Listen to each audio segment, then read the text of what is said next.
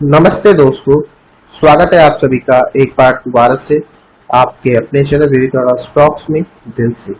अगर आप चैनल नए हैं तो चैनल सब्सक्राइब कीजिए, साथ में ऑल नोटिफिकेशन बेल को द्वारा ना भूलना ताकि कोई अपडेट आपसे मिस ना हो सके। दोस्तों, जैसा आप सभी को पता है, संडे बहुत नज़दीक है और हर संडे एक प्राइवेट क्लास मैं आपके साथ शेयर करता हूँ। तो अगर आपको उस प्राइवेट क्लास का लिंक चाहिए तो आप क्या कर सकते हो, इस वीडियो को शेयर कर सकते हो फेसबुक, ट्विटर, टेलीग्राम, व्हाट्सएप के माध्यम से। देन आप डायरेक्टली रीच आउट कर सकते हो मेरे इंस्टाग्राम पेज के माध्यम से, या फिर आप ट्विटर पेज में मैसेज कर सकते हो। अगर आप ये काम करते हो तो डेफिनेटली मैं आपको अपने प्राइवेट क्लास के लिंक्स दूंगा। अभी क्लास 45 हो चुकी है, क्लास नंबर 46 का लिंक अगर आपको चाहिए तो आप आ सकते हो। आपका मोस्ट स्वागत है। तो दोस्तों, आज दोबारा से हम बात करेंगे आज दो पेनी स्टॉक के बारे में। लगातार आप लोग क्वेश्चन पूछते रहते हो उनके पर, और पर्सनली मैं भी बनाना चाहता हूँ उनके ऊपर वीडियोस, क्योंकि स्टॉक अच्छे थे, है और रहेंगे। ठीक है, एक वक्त था दोनों जो स्टॉक की बात करने वाला हूँ बिलो 1 रुपी थे, पेनी स्टॉक बिलो 1 रुपी थे। ठीक है, मात्र कुछ ही सालों के अंदर ऐसा कुछ हुआ स्टॉक्स पे कि आज इनकी जो वैल्यू है, मतलब मार्केट कैप तो करोड़ों का हो चुका है, तो पहले भी था, लेकिन अब बहुत गुना, 10 गुना 20 गुना बढ़ चुका है।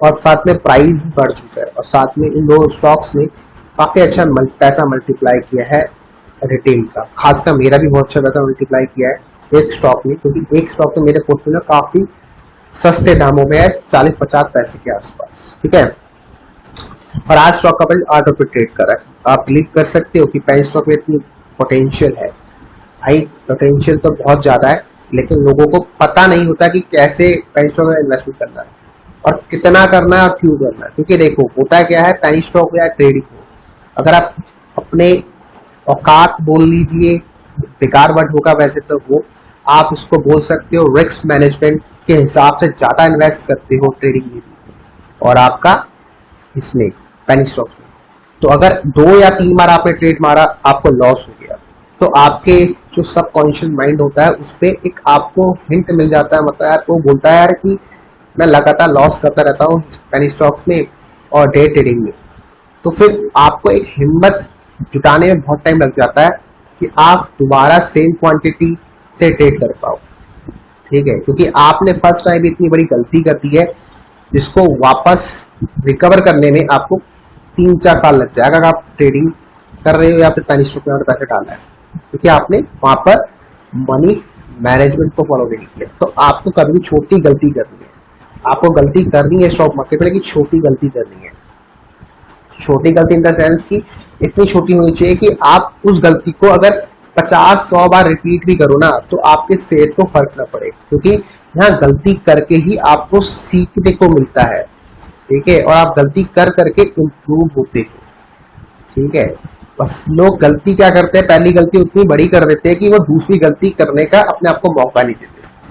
तो आपको अपने आप को मौका देना है 100-50 गलती करने का, ताकि आप स्टॉक मार्केट में अगले 10 से 15 साल टिक सको। ठीक है, 10-15 साल छोड़ो, 50 साल पूरी जिंदगी टिक सको। और यही होता है स्टॉक मार्केट में, लोग पहली बार इतनी बड़ी गलती कर देते हैं कि वो ना जिंदगी भर भी स्टॉक मार्केट में फिर 1 रुपया इन्वेस्ट नहीं करते। ठीक है, तो आपको ये गलती नहीं करनी है। आप पूछो सभी से, स्टोरी जाके पूछो अपने आस पड़ोस, जो लोगों ने स्टॉक मार्केट पैसा डाला उन्होंने क्या क्या गलतियां कर दी है। ठीक है, फालतू के किसी स्टॉक में 8,000 रुपए डाल दी, 10,000 रुपए डाल दी, ये नहीं कह रहा हूँ गलत है, अरे बहुत बढ़िया है, लेकिन आपको पता आपने क्यों डाला पैसा उसमें, आपको पता होना चाहिए कि मैंने इस लॉजिक की वजह से डाला है। मुझे तो पता रहता है कि मैंने पैसा क्यों डाला है, मेरा स्टॉप लॉस क्या है, मेरा टारगेट क्या है। जो मैं आपके साथ शेयर करता हूँ सच में जेन्युइन तरीके से, देखो ये रीजन था।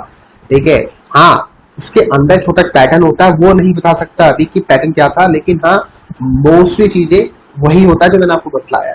और झूठ नहीं बोलता हूँ कि भाई ये चीजें मैंने इस वजह से बाय करा, और भाई उसी वजह से मैंने बाय किया था। जैसे ये एग्जांपल दिखाता हूँ, ये स्टॉक है, ये RRIL है। वी डोंट नो कि फ्यूचर में क्या हो सकता है। मुझे अभी जो दिख रहा था इसके चार्ट पैटर्न में, इसके फंडामेंटल एनालिसिस में, फंडामेंटल एनालिसिस मतलब कि कंपनी प्रॉफिटेबल बिजनेस का, ये मत देखो प्रॉफिट कितना हो रहा है, उस समय तो लॉस ही करेगी ना जब स्टॉक का प्राइस कितने पैसे था, देख लो खुद ही आप, यहाँ देखो 78 पैसे के आसपास जब स्टॉक का प्राइस था तो लॉस ही दिखाएगा भाई, सिंपल सी बात है, तभी 78 पैसे ट्रेड कर रहा था। ठीक है, आपको ज्यादा दिमाग नहीं दौड़ाना है। वहां पर आपको अपना लॉजिक अप्लाई करना है। एक लॉजिक मैंने आपको बता रखा है शेरोडिक पैटर्न का, किसी भी स्टॉक का शेरोडिक पैटर्न चेकआउट कर लो, वो आपको उसकी औकात, उसकी रियल वर्थ बता देता है। तो ये स्टॉक में हुआ क्या था, मैं प्रॉफिट नहीं देख रहा था, यहाँ 26% की हिस्सेदारी थी प्रमोटर्स, अचानक से उन्होंने 54% की हिस्सेदारी क्यों कर दी, और यही रीजन था मेरा स्टॉक को बाय करने का। ठीक है, ये स्टॉक तो मैं बाय नहीं कर पाया था, लेकिन हाँ इसके अलावा एक स्टॉक था जो इसी लॉजिक से मैंने आपसे शेयर किया था, इसका नाम है स्केप डीवीआर, अभी आपको दिख रहा होगा। और दिसंबर 2019 के आसपास स्टॉक का प्राइस क्या था आप वो भी देख लो। ठीक है, दिसंबर 2019 के आसपास देखो ये रहा, 17 अप्रैल 2020 के आसपास 97 पैसे की वर्थ थी, और आज 14 रुपए ट्रेड कर रहा है। और जो स्केप डीवीआर मैंने आपको बताया वो तो मेरे पोर्टफोलियो में पड़ा हुआ अभी भी, ये वो स्टॉक है, इसमें भी सेम कॉन्सेप्ट के साथ, सेम लॉजिक के साथ इन्वेस्टमेंट की गई थी, और प्राइस देखो कहां था, 15 पैसे था। और यहाँ पर भी क्या हुआ था आपको दिखा देता हूँ, प्रमोटर्स ने अपनी होल्डिंग बढ़ाई थी, और वही हुआ जो मैंने इस स्टॉक में आपको बताया था। देखो लॉजिक, और ये काम किया ना हमारे लिए, मैंने तो काम किया। ठीक है, स्टैम्पेड कैपिटल के 2 शेयर है, आपको डीबीआर वाला शेयर देखना है। ठीक है, तो यहाँ देखो, यहाँ पर प्रमोटर्स की होल्डिंग पहले 0.17 थी, और अचानक से दोबारा 42% कर दी गई, बीच में देखो 40 डाउन कर दी गई। तो मैनिपुलेशन चलता है ब्रो, चलता है। 0.17 से फिर दोबारा 42% हो गई, और यही रीजन बना मेरा स्टॉक को बाय करने का। अब तो देखो अब क्या हो रहा है, अब डिक्लाइन हो रही है। अब जब ये डिक्रीज कर रहे हैं तो मैं स्टॉक में प्रॉफिट बुकिंग करना स्टार्ट करूंगा। जब उन्होंने बढ़ाई थी तो हमने बाय किया, दिसंबर 2020 का तो प्राइस देखो उसका स्टैम्पेड कैपिटल का। ठीक है, देखो दिसंबर 2020 के आता, देखो ये रहा। ठीक है, ये रहा ऑलमोस्ट, देखो कहाँ ट्रेड 2021 तक 1 रुपए प्राइस ट्रेड कर रहा, दिसंबर 2020 में देखो ये रहा, ये रहा आपका एंड का है भाई, ये रहा, ये रहा जुलाई, ये रहा सॉरी, ये रहा। ठीक है, देखो ये रहा 1 रुपए 40 पैसे था, और आज कहाँ ट्रेड कर रहा है, 9 रुपए ट्रेड कर रहा है ना। अब प्रमोटर्स यहाँ पर डिक्लाइन कर रहे हैं अपनी होल्डिंग, तो मैं क्या करूंगा, बाय करूंगा नहीं, मैं स्टॉक को बेच के चलूंगा, मैं प्रमोटर्स के साथ चलूंगा। समझ गए, ये जो मूवमेंट आई थी, जो आनी थी वो हो गई। ठीक है, वो दिख गई, वो हो चुकी है। अब हमें यहाँ पर बेच के चलना चाहिए, क्योंकि यहाँ प्रमोटर्स ने माल बेचा है। तो ये सिंपल लॉजिक आपको अप्लाई करने, और इन लॉजिक को ढूंढने में बहुत टाइम लग जाता है। ठीक है, यहाँ इंतजार करना पड़ता है। ठीक है, ये इंतजार करना पड़ता है। ये स्टॉक देखो ऑलमोस्ट 4-5 महीने एक ही प्राइस में ट्रेड कर रहा था, लेकिन 1 महीने के अंदर इसे रॉकेट बना दिया, रॉकेट 600% रिटर्न दिखेगा, 600% 1 महीने के अंदर, 2 महीने के अंदर। ठीक है, यहाँ इंतजार करना पड़ता है, और लोगों के पास इंतजार नहीं है, क्योंकि उनके पास रिसर्च नहीं होती। मैं ये नहीं कह रहा हूँ आपने 10 लाख लगाया, अरे आप जो मर्जी पैसा डालो, आपकी रिसर्च उसमें काम करी ना, आपका कॉन्फिडेंट बहुत बिल्डअप होता है। अब तुम्हें क्या लगता है, मैंने क्या 900 में 10 लाख रुपए लगा दिए, 1 लाख लगा दिए? नहीं भाई, मैंने जो रूल फॉलो बताया, कुछ बताया रूल मैंने, जो भी पेनी स्टॉक बिलो 1 रुपी है, आपकी जो मंथली इनकम है, अगर आप मंथ के 10,000 रुपए कमाते हो तो 200 रुपए इन्वेस्टमेंट करना स्टार्ट करो पेनी स्टॉक बिलो 1 रुपी में। अरे स्टार्ट तो मारो, मैंने खुद भी इतना ही अमाउंट डाला, ये समझ लो तुम। ठीक है, अगर मेरी उसमें अर्निंग 10,000 रुपए थी तो मैंने 200 रुपए डाला है, तो मैं क्या यहाँ पर रोने बैठूंगा, अरे यार ये तो 8 रुपए चलेगा, मैं तो यार मिस कर गई, अपॉर्चुनिटी मिस हो गई। अरे ब्रो, मैं इसलिए खुश हूँ, देखो मैं तो अपनी, देखो मैं क्या खुश हूँ, ये स्टॉक मैंने सेलेक्ट किया, मेरी खुद की रिसर्च थी, मुझे पता है कि मैंने स्टॉक क्यों सिलेक्ट किया। ठीक है, सबसे इंपॉर्टेंट, और मैंने जैसे सोचा था स्टॉक ने वैसे ही काम किया, तो मैं इस बात से खुश हूँ। और आपको इस बात से खुश होना चाहिए कि भाई मैंने जो चीजें आपको बतलाई, क्या आपने रूल फॉलो करे, अगर आपने फॉलो करे तो आपको उस बात से खुशी होनी चाहिए। समझिए, अगर आप रिसर्च नहीं कर सकते मेरी तरह, तो आप देखो कि आपको कहाँ पॉजिटिव मिल सकती है। ठीक है, आपको कहाँ वैल्यू मिल रही है। ये थोड़ा कि यार मैंने तो यार 200-300 में डाला, आज वो बस 8 रुपए हो गया, अगर मैं 1000 डालता तो एक ही हो जाता है, ये छोड़ो। आपको स्टेप बाय स्टेप एक एक सीढ़ी चढ़ के आगे चलना है, बढ़ते हो जाना है। ठीक है, एक से थोड़ा कि एक बार में डाल दिया फिर आप वही गलती कर रहे हो, एक बार पूरा बड़ा पैसा डाल दिया फिर आप जिंदगी भर रो रहे हो, अरे यार स्टॉक मार्केट ये है वो है। आपको मैंने क्या बोला, आपको 100 गलतियां करनी है, 100 गलतियां ऐसी करो कि भैया आपके पास स्टॉक मार्केट में और पैसा इन्वेस्ट करने लायक पैसा बच जाए। अगर एक बड़ी गलती कर दोगे तो स्टॉक मार्केट में आप वापस मुड़ के नहीं आओगे, और यही आपका बड़ा प्लेयर चाहता है, स्टॉक मार्केट में आप गलती करते जाओ, और गलती भी ऐसी करो कि आप फिर कभी स्टॉक मार्केट की तरफ पैसा इन्वेस्ट ना करो, फिर आपके बच्चे आएंगे वो भी यही गलती करेंगे, फिर बच्चे के बच्चे आएंगे वो भी यही गलती करें। ठीक है, क्योंकि कुछ सीखना नहीं चाहता है। ठीक है भाई, तो ये चीज मैं आपको बताना चाहता था। और ये 2 स्टॉक है, ठीक है, ये स्टॉक तो बेचना है आपको। नाइसा कॉर्प अच्छा स्टॉक था, अब आपको क्या करना चाहिए स्टॉक में, आप खुद जानो भाई।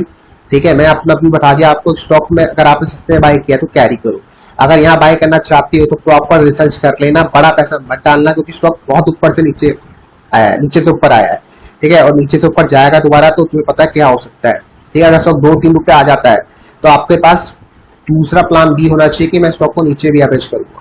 अगर नहीं है प्लान बी तो फिर इग्नोर करो, मत बाय करो। आपसे सीखो कि यार मैंने ये स्टॉक सेलेक्ट क्यों किया था। आप पेनी स्टॉक बिलो और 1 रुपी कोई स्टॉक होगा, मेरे स्टॉक को देखो कि यार इसने ये वीडियो बनाया तो क्यों बनाया है, समझो, और उसको फिर बाय करना स्टार्ट करो या देखना स्टार्ट करो, जो भी आप कर सकते हो। ठीक है, वैसे बाय सेल करने की सलाह नहीं होती है, एक जनरल पर्पज से बनाता हूँ, होता है मेरा अपना, वो शेयर आपके साथ कर देता हूँ।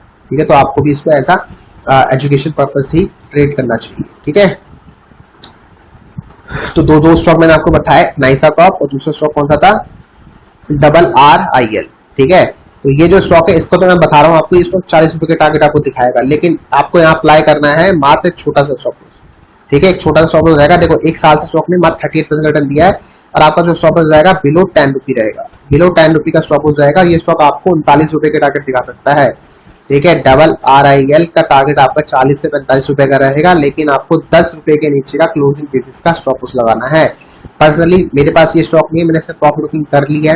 ठीक है, अब शायद अगर दोबारा स्टॉक 11-12 रुपए आता तो मैं बाय करना पसंद करूंगा, अभी तो मैं नहीं करूंगा क्योंकि मेरे पास अभी इतना कैश नहीं कि मैं स्टॉक पैसा डालूं।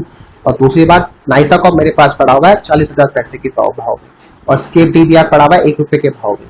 ठीक है, मतलब स्केप डीबीआर में मैंने प्रॉफिट बुक कर लिया है, छोटी मोटी क्वांटिटी बची है, इसको कैरी कर रहा हूँ, देखते क्या करना है। ठीक है, तो ये सब चीजें मैंने आपका डिस्क्लोज कर दिया है। बाकी मिलते हैं आपको अपने अगले वीडियो में, तब तक के लिए बाय बाय, टेक केयर।